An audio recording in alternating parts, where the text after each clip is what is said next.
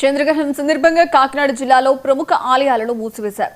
సావర్లకోట్లోని కుమార స్వామి రామ భీమేశ్వర స్వామి ఆలయం, శ్రీ మరిడం అమ్మవారి ఆలయం, పెద్దాపురంలో పలు ఆలయాలను మూసివేశారు. చంద్రగ్రహణం తర్వాత తిరిగి సోమవారం ఉదయం సంప్రోక్షణ అనంతరం ఆలయం తెరిచి సర్వదర్శనాలకు అనుమతిస్తామని ఆలయ అధికారులు తెలిపారు.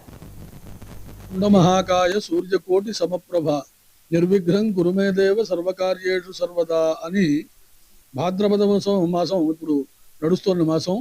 ఈ భాద్రపద మాసంలో వినాయక చవితి నవరాత్రులు అత్యంత వైభవంగా వాడవాడలా అనేక విధములుగా గణపతులను అర్చించి నిమజ్జనాలు పూర్తవుతున్న సందర్భంలో గ్రహణ కాలం వచ్చింది. పౌర్ణమి దాకా వచ్చాం. అనంత పద్మనాభ చతుర్దశి పూర్తయి పౌర్ణమి నాడు ఉన్నాం ఈరోజు.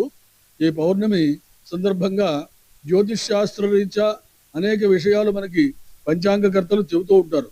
అటువంటి జ్యోతిష్ శాస్త్ర రీత్యా వచ్చేటువంటి వాటిల్లో గ్రహణ కాలం వచ్చినప్పుడు కొన్ని నియమాలు పాటించాలి. మనం అందరం కూడా ఎలా పాటించాలి, ఏం చేయాలి అన్నది మనకి పంచాంగకర్తలు కొన్ని నిర్ణయాలు చేస్తారు పంచాంగ రీత్యా.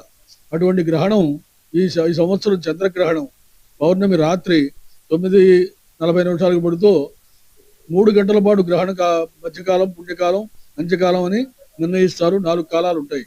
ఈ కాలంలో నియమస్తులందరూ కూడా నియమంగా ఉండి ఉదయం 11:30-12 గంటలకే భోజనం చేయొచ్చని